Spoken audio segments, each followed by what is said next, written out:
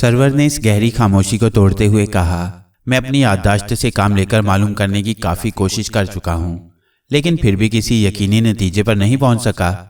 उस लड़की ने अपनी तरन्नुम रेज आवाज़ में कहा, यही मेरी भी कैफियत है, लेकिन हकीकत यह है कि हम एक दूसरे के लिए बिल्कुल अजनबी नहीं हैं। हमारे जहनों के दरमियान एक धुंधली सी चादर हायल है। पर्दा उठ जाने के बाद सब कुछ समझ में आ जाएगा। सरवर ने कहा, खैर, अगर हम इसको अपनी पहली मुलाकात कभी तसव्वुर कर लें तब भी कुछ फ़र्क नहीं आता।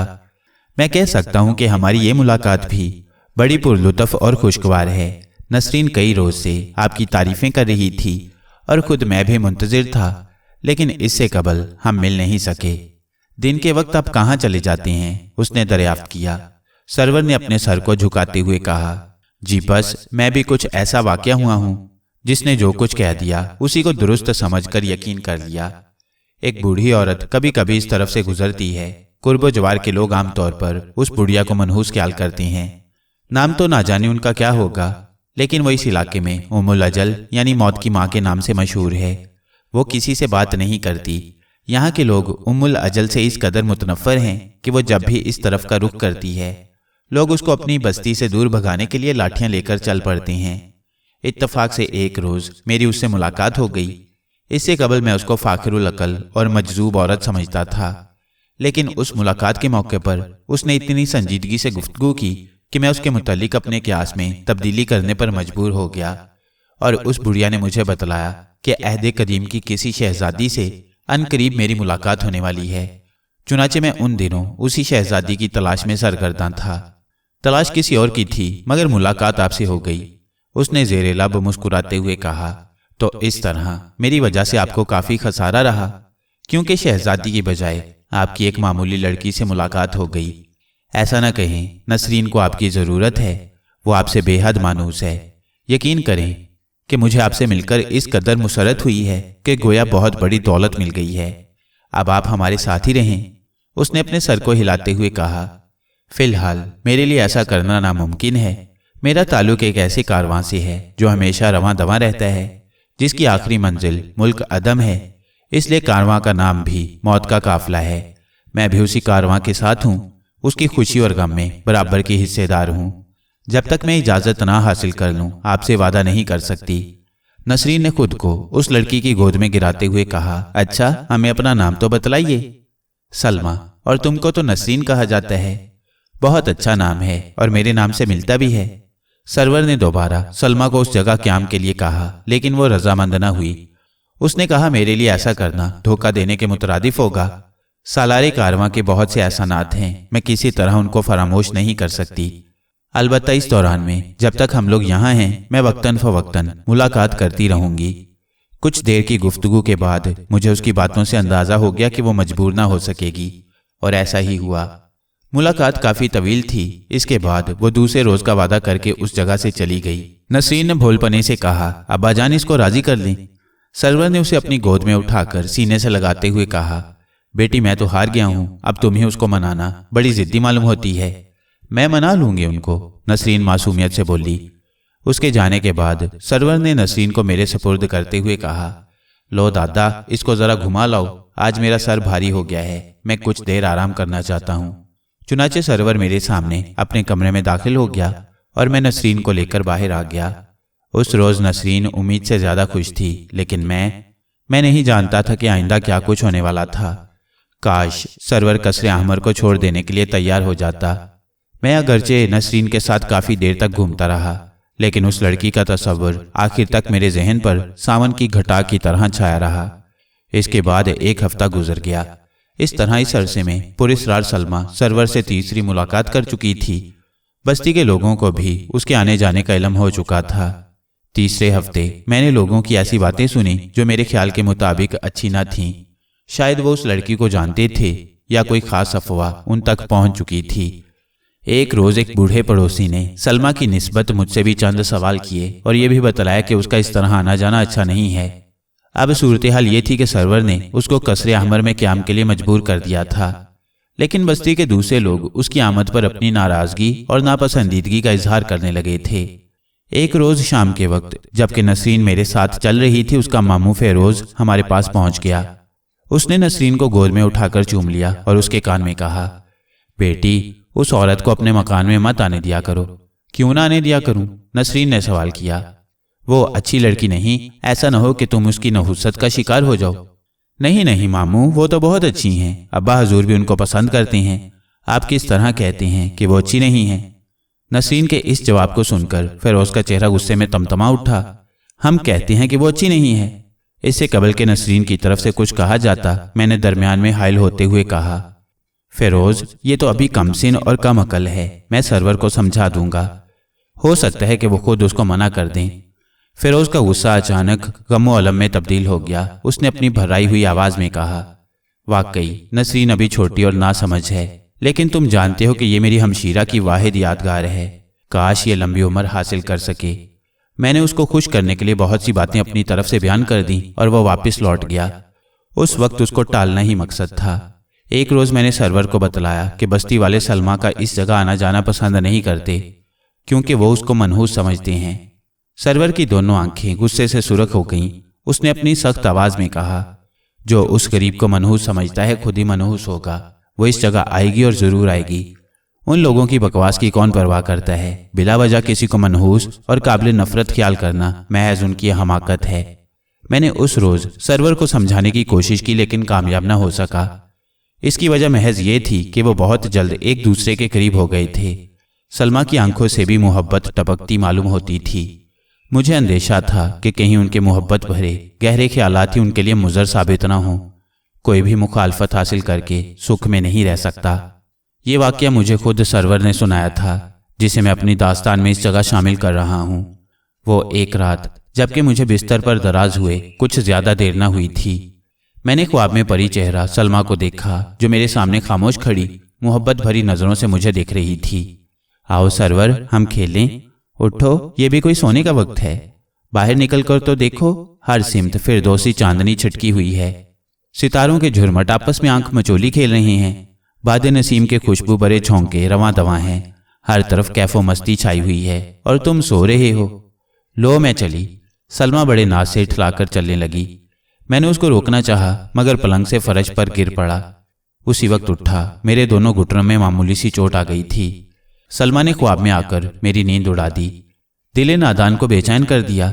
मैं पलंग पर बैठकर सोचने लगा। ख्याल गुजरा कि बाहर निकलकर तो देखूं, मुमकिन है कि वो मिल जाए। उसको इस जगह आए पूरा हफ्ता गुजर गया था।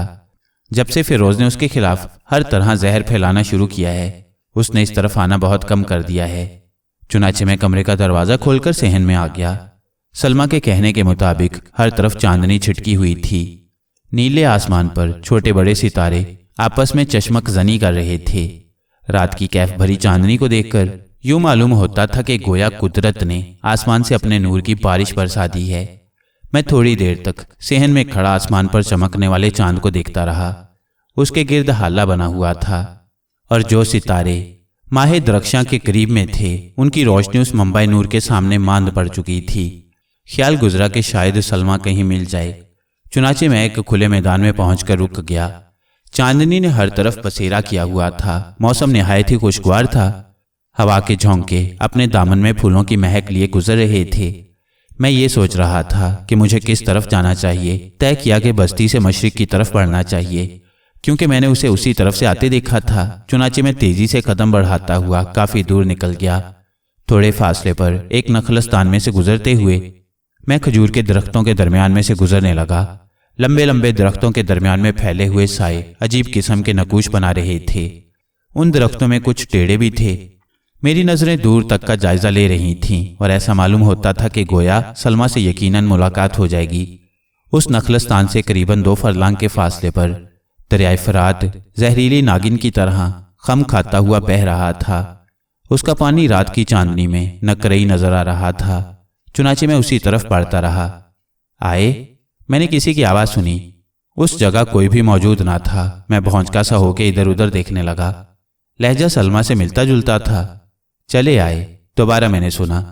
उस वक्त मुझे ऐसा एहसास हुआ कि गोया कोई गैर मरई हस्ती मेरे आगे आगे चल रही है। मैंने बगौर देखा, लेकिन किसी का साया तक नजर न आया। चुनाचे मैं दरियाए फरात के किनारे पहुंच गया और उसके किनारे पर खड़ा होकर फरात की रवानी से महफूज होने लगा। अभी मुझे इस जगह पहुंचने की देर न हुई थी कि मैंने 2 कश्तियां देखीं जो किनारे की तरफ बढ़ रही थीं। दोनों कश्तियों पर 2 मल्लाह बैठे उसको चला रहे थे। चप्पुओं की हरकत से पानी में तलातुम सा पैदा हो रहा था। मेरे देखते ही देखते दोनों कश्तियां किनारे आ लगीं।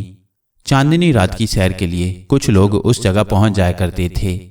उनमें से एक बूढ़े मल्लाह ने मुझे मुखातिब करते हुए कहा, आए सरकार। मैंने कुछ जवाब न दिया और खामोशी से गौर करता रहा। अचानक दरिया के उस पार से फिजा में कैफ फैलाती एक आवाज सुनाई दी, आसमान पर चमकने वाले सितारे तुम्हें सलाम कहते हैं। फलक से बरसने वाली चांदनी तुम्हारे कदम चूम रही है। हवा के इतर बीज झोंके तुम्हारी राहबरी के लिए मौजूद हैं। रात का कैफ आगी सकूत और ये गहरी खामोशी, गर्दो गुबार से पाको साफ मैदान और खुद मैं दरिया के उस पार आरजुए कदम बोसी के लिए महज आपकी मुंतजिर हूँ। आ जाओ, बस आ जाओ। मैंने बगौर उस तरफ देखा। एक धुंधला सा साया दिखाई दिया। मेरा दिल बिल्लियों उछलने लगा क्योंकि मुझे यकीन हो गया कि उस तरफ यकीनन सलमा मौजूद है। चुनाचे मैं उनमें से एक कश्ती पर सवार हो गया। मल्लाह ने उसका रुख फेरा और वो उसके अगले हिस्से पर बैठकर दोनों हाथों से चप्पुओं को हरकत देने लगा। अब कश्ती आहिस्ता आहिस्ता किनारे से हटती जा रही थी। पानी की आवाज पर किसी अजीब किस्म के साज का गुमान हो रहा था। मेरी नजरें दरिया के उस पार लगी हुई थीं। जूं जूं कश्ती उस तरफ बढ़ रही थी, दायरा ज्यादा वाज़ेह होता चला जा रहा था। यहां तक कि कश्ती ने 2 तिहाई फासला तय कर लिया। उस तरफ एक लड़की खड़ी इसी तरफ देख रही थी। चंदा की चांदनी उस पर निसार हो रही थी। हवा के शरीर झोंके उसकी हसीन जुल्फों को छेड़ रहे थे। अचानक मैंने एक गुनगुनाती आवाज सुनी। वो गा रही थी, मैं जा रही हूं रूठ के दुनिया से, इतनी दूर वो आ रही हैं साथ देने के लिए। जो ही कश्ती किनारे से लगी मैं चिल्ला उठा, सलमा, मैं आ गया। लड़की थोड़े फासले पर खड़ी थी। मैंने उसकी किलकारी को सुना और वो उसी वक्त भाग उठी। मैं कुछ रकम मल्लाह को देकर दूसरी तरफ पहुंच गया। वह दरख्तों के झुरमट की आड़ में छुप गई। मैं बड़ी तेजी से उस तरफ बढ़ा और इसके बाद सलमा को तलाश करना शुरू कर दिया। उस जगह से तकरीबन निस्फ मील के फासले पर अहद कदीम का कब्रिस्तान वाक़ था, जो इनकलाबे ज़माना के बायस तबाही की आखिरी मंजिल पर पहुंच चुका था। ईंट पत्थरों के ढेर हर तरफ दिखाई दे रहे थे। चंद टूटी फूटी कब्रों के निशान अभी तक वहां मौजूद थे। मैंने उस तरफ जो नज़र की तो मेरे जिस्म में सनसनी सी पैदा हो गई। खुदा मालूम इस वीरान और तबाहशुदा कब्रिस्तान में कैसी कैसी शान शौकत वाले इंसान पड़े हुए थे। कौन जानता है कि लाखुमन मिट्टी पत्थरों के ढेर के नीचे उनकी लाशें सलामत भी हैं, या गर्दिशे अय्याम की हरकत ने उनकी हड्डियों को भी चूने की तरह पीस डाला है। उस तरफ एक नज़र देखने से दुनिया की बेसबाती और खाकी इंसान की हकीकत का आसानी से अंदाज़ा हो जाता है। कब्रिस्तान इस कदर पुराना था कि वहाँ जो कभी सरसब्ज दरख्त थे वो भी सूख गए थे और अब वो बेबर्ग ठंठा बन गए थे। मैंने दोबारा सलमा को तलाश करना शुरू किया, यहाँ तक कि इत्तफाक से हम दोनों आपस में इस तरह टकराए कि वो मेरे सामने थी और मैं उसके। सलमा, मैंने उसकी तरफ देखा। जी, मुझे जवाब मिला। मैं हाजिर हो गया हूँ, कहिए क्या हुक्म है। मैं हुक्म पसंद नहीं करती सरवर, सिर्फ इल्तजा। आप हमेशा मेरी तरफ से इल्तजा सुनेंगे। लेकिन तुम इतनी रात गई यहाँ क्या कर रही हो? आपका इंतजार, आप आए, अब इंतजार भी खत्म हो गया। देखो आसमान की तरफ, सितारे मुस्कुरा मुस्कुरा कर हमको मुबारकबाद दे रहे हैं। चांद हम पर फूल निछावर कर रहा है। कैफ की नदियां बह रही हैं। मस्तियों के चश्मे फूट पड़े हैं और हमारी ये मुलाकात। मैंने दोबारा उससे वही सवाल किया, लेकिन सलमा की तरफ से इस बार भी ऐसा ही जवाब मिला कि मैं ये समझ ना सका कि वो यहाँ क्यों आई थी। इसके बाद हम दोनों एक टीले पर बैठ गए। मैंने मोहब्बत भरे लहजे में कहा, सलमा, तुमने अभी तक मुझे ये नहीं बतलाया कि तुम कौन हो और क्या हो। मैं सलमा हूँ, सिर्फ सलमा, और जो कुछ भी हूँ वो आपके सामने हूँ। मेरी मौजूदगी आपके सवाल का खुला हुआ जवाब है। लेकिन छोड़ो इस बहस को, बस ये समझो कि हम सब कुछ भी हैं और कुछ भी नहीं हैं। इस तरफ देखिए, बड़े बड़े बाजबरूत शाहान दुनिया माफिया से बेखबर सो रहे हैं। आज अगर इन पर से घोड़े भी दौड़ा दिए जाएं तो इनकी पेशानी पर शिकन तक न पड़ सकेगी। आप बतला सकती हैं कि अब ये किस हाल में हैं? क्या ये हैं कुछ? उस वक्त खूबसूरत सलमा की दोनों आंखों में आंसू डुबडुबा आए। उसने कहा, फना के मुकाबले में बका महज शराब है, फरेब मामूली सा वक्फा, वरना फना एक हकीकत है, फना आखिर। میں نے کہا عورت اس لحاظ سے تو اچھی ہے کہ وہ دکھوں کا خاتمہ کر دیتی ہے۔ جی نہیں، دوسروں کی نظروں میں تو یہ ٹھیک ہے، لیکن حقیقت میں دکھ اور سکھ یہ دونوں نہ ختم ہونے والی کیفیتیں ہیں۔ روح خوش بھی رہتی ہے اور اذیت بھی محسوس کرتی ہے۔ موت صرف جسم کے لیے ہے، نہ کہ روح کے واسطے۔ موت صرف جسم سے واسطہ رکھتی ہے اور ہمیشہ جسم ہی کی موت واقع ہوتی ہے۔ جسمانی موت مقید روح کو بالکل آزاد کر دیتی ہے۔ روح مقید ہو خواہ آزاد، اسے اپنے جسم سے ہر حالت میں انس اور لگاؤ ہے۔ جسمانی قید میں روح ایک بار جو کچھ دیکھتی، سنتی اور محسوس کرتی ہے وہ اسے کبھی فراموش نہیں کر سکتی۔ ہماری زندگی کسی خواب پریشان سے زیادہ اہمیت نہیں رکھتی۔ کچھ دیر تک حیات و موت کی بحث جاری رہی۔ بعد ازاں خود سلمہ نے اس کو ختم کر دیا۔ میں نے کہا سلمہ، میں آنکھیں رکھنے کے باوجود بھی اندھا ہوں، تمہیں دیکھ سکتا ہوں لیکن پہچان نہیں سکتا۔ لیکن اتنا کہنے کے بعد سلمہ خود بخود اس ٹیلے پر سے اچھل پڑی اور پھر دور جا گری۔ میں یہ دیکھ کر ششدر رہ گیا اور سوچنے لگا کہ یہ کیا ہو گیا۔ اس وقت سلمہ کا رخ دوسری طرف تھا اور میں محض اس کی پشت کو دیکھ رہا تھا۔ اچانک یہ معلوم ہوا کہ بین کی مدھم سی آواز نے رات کی پرکیف خاموشی کو ختم کر دیا ہے۔ میں خود بھی ٹیلے سے اترا اور سلمہ کو پکارا، لیکن اس کی طرف سے کوئی جواب نہ مل سکا۔ وہ اس وقت بے چین اور مضطرب سی معلوم ہو رہی تھی۔ تھوڑا وقت گزر جانے کے بعد بین کی آواز بلند ہوئی اور اس کے بلند ہوتے ہی اس پری چہرہ لڑکی پر وجد کی سی کیفیت طاری ہو گئی۔ سلمہ، سلمہ، تم کہاں جا رہی ہو؟ وہ ایک طرف بڑھنے لگی تھی۔ خیال تھا کہ میری چیخو پکار سن کر وہ ٹھہر جائے گی، لیکن مجھے اس بار بھی مایوسی ہوئی۔ وہ کسی زخم خوردہ غزالی صحرا کی طرف لڑکھڑاتی ہوئی بڑھ رہی تھی۔ میں نے بین کی دلکش آواز پر غور کیا۔ شاید کوئی شخص قبرستان میں موجود تھا۔ آواز اسی طرف سے آ رہی تھی اور خود سلمہ کا رجحان بھی اسی طرف تھا۔ میں نے چاہا کہ میں دوڑ کر اس کو پکڑ کر روک لوں، لیکن مجھے یہ بھی ممکن نہ ہوا۔ اب بین کی آواز نہایت ہی مست ہو گئی تھی اور پری جمال سلمہ بڑی تیزی کے ساتھ اس طرف دوڑ رہی تھی۔ چنانچہ میں اس کے عقب میں بڑھا کہ اس کو روکوں، لیکن اس نے مجھے اس بری طرح سے ایک طرف دھکیل دیا کہ گویا وہ مجھے جانتی بھی نہیں۔ میں نے سمجھا کہ اس آواز میں سحر انگیزی ہے۔ میں نے مجبوراً سلمہ کو اسی حال میں چھوڑ دیا اور خود زیادہ تیز دوڑنے لگا۔ میں اس ظالم کو مار دینا چاہتا تھا جس نے اپنی بین کی اس منحوس آواز سے ہماری اس کیف انگیز رومانی ملاقات کو ختم کر دیا تھا۔ میں بھاگتا ہوا قبرستان کی حدود میں داخل ہو گیا۔ دور تک ملبہ پھیلا ہوا تھا۔ چند ایسی قبریں بھی موجود تھیں جن کے آثار نظر آ رہے تھے۔ میں نے یہاں پہنچ کر ادھر ادھر دیکھا۔ دائیں جانب ایک پراسرار ہستی جس کا آدھا بالائی جسم قبر سے باہر اور باقی اندر تھا، آنے والا سلمہ کی طرف رخ کیے بین کر رہا تھا۔ چنانچہ میں اس کی پشت کی طرف سے بڑھ کر اس کے سامنے پہنچ گیا۔ میں اس وقت نہایت ہی اشتعال میں تھا۔ چنانچہ میں نے اپنی کرخت آواز میں کہا، بند کرو اس شیطانی راگ کو۔ ایک دبلا پتلا بوڑھا جس کا جسم ہڈیوں اور کھال کا مجموعہ تھا اسی طرح بیٹھا بین بجاتا رہا، گویا اس نے میری آواز بھی نہیں سنی۔ اس خطرناک بوڑھے کی دونوں آنکھیں کسی زہریلے ناگ سے مشابہ تھیں۔ وہ پھٹی ہوئی تھیں۔ بوڑھا پلک جھپکائے بغیر سلمہ کی طرف دیکھ رہا تھا۔ اب سلمہ بھی اسی مجنونانہ حالت میں قریب آ چکی تھی۔ مجھے اس شیطان صفت بوڑھے پر از حد غصہ آیا۔ میں غیظ و غضب کی حالت میں کانپنے لگا۔ چنانچہ میں نے جھک کر وہیں سے ایک وزنی پتھر اٹھا کر اس بوڑھے شیطان کی چھاتی پر دے مارا۔ سیاہ رنگ کی بین اس کے منہ سے چھوٹ کر قبر میں گر پڑی۔ میں نے دوسری ضرب لگانے کے لیے اس بار اس سے بھی وزنی پتھر اٹھا لیا اور اس کو بھی بوڑھے کی طرف اچھال دیا۔ اگر وہ اس بار خود کو جھکا نہ لیتا تو اس کی پسلیاں یقیناً ٹوٹ جاتی۔ سلمہ بالکل قریب آ چکی تھی۔ بین والا بوڑھا اسی ٹوٹی ہوئی قبر میں بیٹھ گیا۔ میں نے بھی اسی جگہ پہنچنا چاہا، لیکن کسی نے مجھے دھکیل کر گرا دیا۔ میں کپڑے جھاڑتا ہوا اٹھا اور اس قبر کے اوپر پہنچ گیا۔ اس کا آدھا حصہ شکستہ تھا۔ میں نے چاندنی میں جھانک کر دیکھا، قبر کا نشیبی حصہ بالکل خالی تھا اور وہ بوڑھا نہ جانے اسے کس نے نگل لیا تھا۔ میں بہت حیران ہوا۔ تھوڑی دیر بعد پلٹ کر میں نے سلمہ کی طرف دیکھا۔ وہ بڑی تیزی کے ساتھ واپس بھاگی جا رہی تھی۔ میں نے اس کو پکارا، لیکن وہ دور ہوتی چلی گئی، یہاں تک کہ وہ دیکھتے ہی دیکھتے میری نگاہوں سے اوجھل ہو گئی۔ اس کے بعد میں نے تیش کی حالت میں اس قبر کے پتھروں کو اکھاڑنا شروع کر دیا۔ اس کو سخت محنت کے بعد پوری طرح کھول دیا۔ وہاں نہ وہ ناگ چشم بوڑھا تھا اور نہ بین نظر آئی۔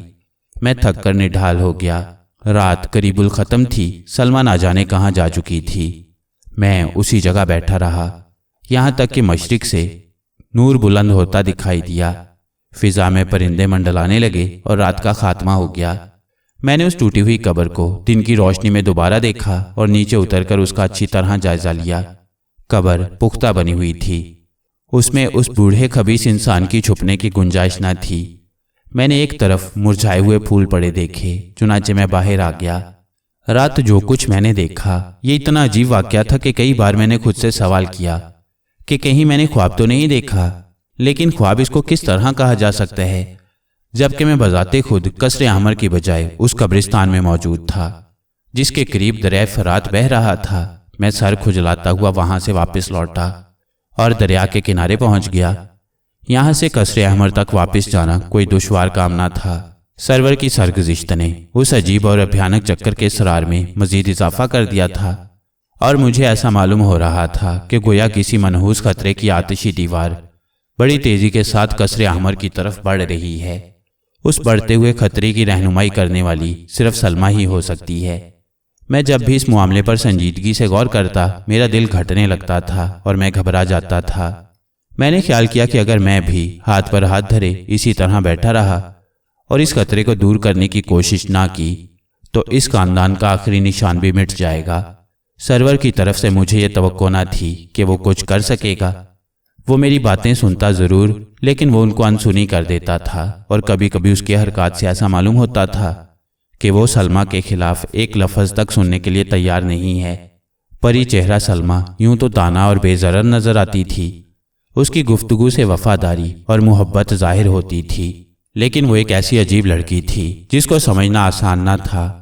میں اس خاندان کا نمک خوار اور خیر خواہ تھا، اسی لیے اس کی تباہی کا خیال میرے دل میں بری طرح کھٹک رہا تھا۔ انجام کار میں نے خود میدان عمل میں آنے کا فیصلہ کر لیا اور یہ طے کر لیا کہ خواہ سرور کی خفگی اور ناراضگی کا کیوں نہ مجھے سامنا کرنا پڑے، اس لڑکی کے لیے رکاوٹ کی دیوار کھڑی کر دی جائے۔ میں نے غور کیا اور اس سلسلے میں پہلا قدم اٹھانے کے لیے تیار ہو گیا۔ میری کامیابی اور ناکامی پر اب اس خاندان کی تباہی اور حفاظت کا دار و مدار تھا۔ میں جانتا تھا کہ اگر میں اس مقصد میں کامیاب نہ ہو سکا تو پھر سرور ضرور تباہ ہو جائے گا۔ سلمہ ابھی تک نہ اپنا مقصد بیان کر سکی تھی اور نہ اس کا معافی الضمیر معلوم ہو سکا تھا۔ چنانچہ میں نے طے کیا کہ میں خود اس پراسرار لڑکی سے تخلیہ میں ملوں اور اس کو یہ بتلاؤں کہ وہ جس نوجوان سے محبت کرتی ہے اس کی سلامتی خطرے میں پڑ چکی ہے۔ فیروز کی زہریلی سرگرمیاں بھی مجھ سے پوشیدہ نہ تھیں۔ اس نے سلمہ کے خلاف ایک قابل نفرت مہم چلا کر اس کو اس بستی کے ہر شخص کی نظر میں منحوس بنا دیا تھا۔ ان دنوں سلمہ کے متعلق عام خیال یہ تھا کہ وہ ام الاجل کی بیٹی ہے۔ جس طرح وہ بڑھیا منحوس اور موت کی ماں ہے، اس طرح خود سلمہ بھی نحوست کی مالک ہے، اور وہ اپنے دامن میں تباہی اور ہلاکت کے پھول لیے پھرتی ہے۔ فیروز نے بستی کے لوگوں کو اس کے خلاف بھڑکا دیا تھا اور یہ بھی بتلا دیا تھا کہ وہ محض سرور کی وجہ سے اس جگہ آتی ہے۔ وہ جب بھی یہاں آتی ہے تو قصر احمر اس کے لیے منزل مقصود ہوتی ہے۔ چنانچہ بستی کے وہ لوگ جو کبھی سرور کے ایک اشارے پر اپنی جان دینے کے لیے تیار رہتے تھے، ان دنوں محض پراسرار سلمہ کے باعث اس سے بھی بدظن ہو گئے تھے۔ وہ خلوص اور محبت جو ان کے دل میں پہلے موجود تھی ان دنوں ختم ہو چکی تھی۔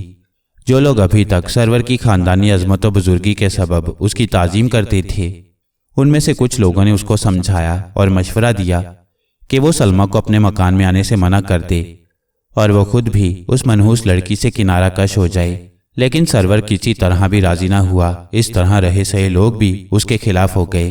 پس میں مکان سے نکل کر اس راہ گزر میں بیٹھ گیا جہاں سے گزر کر سلمہ آتی تھی۔ تیسرے روز اس کی آمد سے کچھ دیر پہلے میں اس طرف جا رہا تھا کہ ایک جگہ میں نے لوگوں کا مجمع دیکھا۔ بھیڑ دیکھ کر میں بھی اس جگہ ٹھہر گیا۔ جب میں لوگوں کو چیر کر آگے بڑھا تو میں نے فیروز کو دیکھا۔ اس وقت اس کا چہرہ سرخ ہو رہا تھا، اس کی آنکھوں میں غیظ و غضب جھلک رہا تھا۔ میں نے سنا وہ کہہ رہا تھا، اے لوگو، میں یہ بتلا دینا چاہتا ہوں کہ میری جوان سالہ بہن جو سرور سے بیاہی ہوئی تھی محض اس منحوس لڑکی کے باعث موت کی آغوش میں پہنچ گئی۔ وہ جب بھی اس طرف آتی ہے اپنے دامن میں ہلاکت کے زہریلے پھول لاتی ہے۔ وہ اس جگہ بکھر جاتے ہیں اور ہم مرنے والوں کے غم میں آنسو گراتے ہیں۔ بھائیو، اگر اس بستی کو وباؤں سے محفوظ رکھنا چاہتے ہو تو اس کو اس جگہ آنے سے روک دو۔ उसके साथ वही सलूक करो जो उसकी माँ उम्मुल अजल के साथ किया जाता है। सोचो समझो। मैं बाहर आ गया और मैं नहीं जानता कि उस जगह कब तक सलमा के खिलाफ जहर उगलता रहा। मैं तेजी से रास्ता तय करता हुआ उस नखलिस्तान में पहुंच गया जहां से सलमा गुजरकर बस्ती में आ जाती थी। मैं उसी जगह ठहर गया और सलमा का इंतजार करने लगा। 2 बजे तक जब वो ना आई तो वापस आ गया। इस तरह उसके इंतजार में पूरा हफ्ता गुजर गया। सरवर भी उसका मुंतजिर था। जब से उसके खिलाफ मुहिम चली थी उसने आना जाना बहुत कम कर दिया था। 8वें दिन के 12 बजे जब मैं मामूल के मुताबिक नखलिस्तान में उसका इंतजार कर रहा था, वो सामने से आ गई और मैंने उसी जगह उसको रोक लिया। सलमा, तुम्हारे इंतजार ने मुझे बिल्कुल थका दिया, मैंने कहा। उसने अजीब अंदाज में मुस्कुरा कर कहा, दादा, इस थकी हारी दुनिया की हर शय थक चुकी है। आसमान पर चमकने वाले सूरज की तरफ देखो, वो भी थक कर एक ही मुकाम पर जम चुका है। हवा हार कर रुक चुकी है। वजह यह है कि इस वक्त हबस तारी है। अगर आप थक गए तो कौन सी आफत आ गई? उसने अपनी आंखें मेरी आंखों में गाड़ते हुए कहा, मुझे यकीन है कि आप समझ गए होंगे। मैंने अपने गुस्से को जब्त करते हुए कहा, लेकिन आप भी तो ये समझें कि आखिर मैं इस जगह किस लिए इंतजार कर रहा हूं। उसने मेरे सवाल को बिल्कुल अहमियत ना दी और बेपरवाही से जवाब दिया, किसी लिए भी नहीं दादा। मैं उस लड़की के इस बेमानी जवाब को सुनकर दरियाए हैरत में गौते खाने लगा। उसने जो कुछ कहा वो मेरी तवक्को के खिलाफ था। मैंने सलमा की आंखों में झांकते हुए कहा, तो क्या तुम्हारे ख्याल में बिला वजह और बेसबब इस जगह तुम्हारा इंतजार करता रहा? उसने अजीब नजरों से आसमान की तरफ देखते हुए कहा, दादा, इस कायनात की हर शय मेरे ख्याल में बिला वजह और बेजरूरत ना जाने क्यों इंतजार कर रही है। मैं पूछती हूँ कि क्या आप ये बतला सकती हैं कि हमारा कुर्रे अर्ज अपनी कौन सी जरूरत के पेश नजर महवे गर्दिश है? दादा, गर्दिश को सिर्फ गर्दिश ही कहा जा सकता है। उसको गर्दिश ज़माना कहो या गर्दिश तकदीर, मुझे तो इसकी कोई खास जरूरत महसूस नहीं होती। लेकिन सलमा, गर्दिश के बायस सुकून भी तो हासिल नहीं होता, और मैं ये समझता हूँ कि इन दिनों सरवर के लिए पुरसुकून माहौल की सख्त ज़रूरत है। मैं कहती हूँ कि सुकून बहाल रहे। कुदरत के कारखाने में सरवर हो या कोई और, वो कारखाने कुदरत से खुद को बाहर तस्वुर नहीं कर सकते, तो सुकून कतई बेमानी है। मैंने तुर्श रोई से जवाब दिया, लेकिन हसूले सुकून के लिए तो लोग ना जाने क्या कुछ कर गुजरते हैं। मेरे ख्याल में वो तमाम अहमक हैं। सुकून अगरचे बेमानी है और वो महज हलाकत का नाम है। याद रखिए, अगर चांद, जमीन, सूरज और सितारे अपनी गर्दिश को रोक दें तो निज़ाम आलम में तातुल बर्पा हो जाए, और यही तातुल हर शय की मौत कहला सकता है। गर्दिश जिसे आपने बदकिस्मती से बुरे मायने पहना दिए हैं, यही तो जिंदगी है, यही जिंदगी का दूसरा नाम है। सलमा की जुबानी इस किस्म की बातें सुनकर मुझे यकीन हो गया कि मैं इस किस्म की बहस में उसे बाजी ना ले जा सकूंगा। मैं जो सवाल करूंगा उसका जवाब उल्टा ही मिलेगा। चुनाचे इसके बाद मैंने गुफ्तगू का रुख तब्दील कर दिया और उसको पूरी तरह अपनी तरफ मुतवज्जा करते हुए कहा, मेरे ख्याल में इस वक्त तुमको बस्ती में दाखिल नहीं होना चाहिए। उसने कहा, दादा, जरूरत तो मैं भी नहीं समझती, लेकिन सरवर से मिलना जरूरी है। इस बार तो मैं खुद ताखीर से जा रही हूँ। वो यकीनी शिकवे का दफ्तर खोल देंगे और ना जाने क्या कुछ कहें। ये ठीक है, मैंने जवाब में कहा। आज फेरोज यहाँ आया हुआ है। उसने इश्तियाल अंगेजी शुरू कर रखी है। तुम्हारे खिलाफ बस्ती के लोगों को भड़का रहा है और वह सरवर से उन लोगों को बदजन करने में कामयाब हो गया है। खतरा है कि सरवर को कुछ नुकसान ना पहुंच जाए। ये नुकसान क्यों कर पहुंचा सकती हैं? जो कुछ होना है वो रोज़ अव्वल से लिखा जा चुका है। वो तो जरूर होकर रहेगा। ये लोग तो महज नुमाइशी किरदार अदा कर सकती हैं, वरना कुछ हो या ना हो, ये किसी और हस्ती के इरादे पर मुनहसिर है। आपको इससे बेपरवाह होकर जिंदगी की उस कठिन मंजिल को तय करना चाहिए। हमारी और उन लोगों की वही मिसाल है। कुत्ते भौंका करते हैं और कारवां बढ़ता रहता है। हम उन लोगों की मुखालफत के बावजूद मंजिल मकसूद तक पहुंचने की कोशिश कर रहे हैं। आपकी बातें हमको बुज़दिली का सबक देती हैं, और बुज़दिली के सबब मुसाफिर अपनी राह से भटक कर गुमराही की दलदल में फंस सकता है। बस मुझे इल्म हो गया कि सलमा जरूर कसरे अहमर में जाएगी और सरवर से मुलाकात करेगी। इसके बाद मैंने उसका रास्ता छोड़ दिया और मुझसे जुदा होकर वो तेजी के साथ बस्ती की तरफ बढ़ने लगी, यहाँ तक कि वो मुझे उसी जगह छोड़कर बस्ती की तरफ आगे बढ़ गई। अचानक मुझे फेरोज का ख्याल आ गया। वो उस रोज इसी बस्ती में मौजूद था। सलमा का इस तरह बेपरवाही से गैर महफूज तौर पर कसरे अहमर की तरफ जाना खालियूज खतरा ना था। हो सकता है कि कोई उस पर उसकी तवक्को के खिलाफ हमला कर दे और वो हलाक हो जाए। चुनाचे मैं उसके अकब में भी लपका और जिस कदर तेज चल सकता था चलता रहा, यहाँ तक कि मैं बस्ती में दाखिल हो गया। उसके बाद कसरे आमर तक पहुंचने में ज्यादा देर नहीं लगी। मैं जो ही सहन में पहुंचा, सरवर ने गुस्सीली आवाज में कहा, दादा आज तुम अब तक कहाँ थे? एक जरूरी काम के लिए गया हुआ था। सलमा उस जगह पहुंच चुकी थी। उसने उसको अपनी तरफ मुतवज्जा करते हुए कहा, इनसे इतना सख्त बर्ताव करने की जरूरत नहीं है, बूढ़ा आदमी है और फिर आप पर जान देता है। ये ठीक है सलमा, लेकिन मुझे तो काम होता है। मैं आज 9 बजे से इनका इंतजार कर रहा था। ये इस जगह से इस तरह गायब हुए कि अब अपनी शक्ल दिखलाई। गुस्सा ना करूं तो क्या करूं? मैंने जवाब नहीं दिया और काम में मसरूफ हो गया। बाप को गुस्से में देखकर नसरीन सहम गई थी और वो अपनी मासूम नजरों से कभी मुझे और कभी सरवर को देखती थी। मैंने काम छोड़कर उसको अपनी गोद में उठा लिया। सरवर ने अपनी मुस्कुराहट को छुपाते हुए सलमा से कहा, देख लो, बस इनके लिए सिर्फ यही एक काम है। उस वक्त नसरीन का चेहरा गुस्से से सुर्ख हो गया। हाँ है, और सिर्फ यही काम है। दादा पर गरम ना हो, नसरीन ने कहा। लो सलमा, नसरीन को गुस्सा आ गया। बस हमारी खैरियत नहीं है, देखो ना किस तरह घूर रही है। सलमा ने अपने बालों को दुरुस्त करते हुए उस तरफ देखा। बेशक इसे गुस्सा आना ही चाहिए, तुमने भी तो इसके दादा को बहुत कुछ कह डाला है। मैं नसरीन को गोद में उठाए दूसरी तरफ ले गया। मैंने बाग में ले जाकर उसको गोद से उतार दिया और बहुत से फूल उसको खेलने के लिए उसके सामने जमा कर दिए। सलमा से बातों में मैंने उन दोनों की गुफ्तगू का माहासिल दरियाफ्त किया। उसने बतलाया कि उसे इस जगह आए कुछ ज्यादा देर नहीं हुई, शायद उसका कारवां इस जगह से जाने वाला है। और वो, मैंने पूछा, वो भी उसके साथ जाने का इरादा रखती है, लेकिन अब्बा जान उसे रोक रही हैं। शायद वो कारवां के सलार से इस सिलसिले में मिलेंगे। मैंने पूछा, क्या तुम्हें ये मालूम है कि वो कारवां कहाँ ठहरा हुआ है? उसने अपने सर को नफी में हिला दिया। मैंने दिल में दुआ मांगी कि चली जाए तो अच्छा है। सलमा के सफर पर जाने के बाद इस जगह का माहौल आसानी से दुरुस्त हो सकता है। जो लोग उसके खिलाफ हो चुके थे, मैं उनकी बातें सुन चुका था। मैंने गौर करने के बाद तय कर लिया कि मैं बजाते खुद कारवां के सालार से मिलकर तमाम सूरत हाल से उसे आगाह कर दूं और ये बतला दूं कि सलमा को इस जगह छोड़कर चले जाना खालियस खतरा नहीं। मैं सरवर से भी पहले उससे मिल लेना चाहता था। चुनाचे मैंने फैसला कर लिया कि जिस वक्त खूबसूरत सलमा इस जगह से जाने लगे, मैं उसका ताक़ुब करूं और उस मुकाम को मालूम कर लूं जहां कारवां ठहरा हुआ है। मैं कुछ देर तक नसरीन के साथ खेलता और उसको खिलाता रहा। उसके बाद मैंने उससे कहा, नसरीन, अब तुम्हारे अब्बा का गुस्सा उतर चुका होगा, आओ चलें। चुनाचे मैंने उसको दोबारा गोद में उठा लिया और उस जगह से सीधा सरवर के कमरे में पहुंच गया। वो कुर्सी पर सर झुकाए अकेला बैठा था। मैंने दबी आवाज में दरियाफ्त किया, क्या सलमा चली गई? जी हाँ। लेकिन इतनी जल्दी चले जाना? क्योंकि आज उसे कुछ काम था, सरवर ने एक सर्द आह भरते हुए कहा। दादा, ऐसा मालूम होता है कि बस्ती के लोगों की बकवास उसने भी सुन ली है। उसका इस किस्म की बातों से मुतासिर हो जाना यकीनी था। मैंने नसरीन को गोद से उतार दिया और वो एक तरफ बैठ गई। सरवर काफी परेशान था। उसने मेरी तरफ देखते हुए कहा, दादा, उसे रोकने की कोशिश करो। मुझे आज ही उसकी जुबानी ये मालूम हुआ है कि वो कारवां के साथ कहीं जाने वाली है। मैंने कहा, जब आप उसे नहीं रोक सकते तो मैं किस शुमार में हूं? उसने कहा, मैं बहुत जल्द सालारे कारवां से मिलूंगा और उसकी खुशामद करूंगा।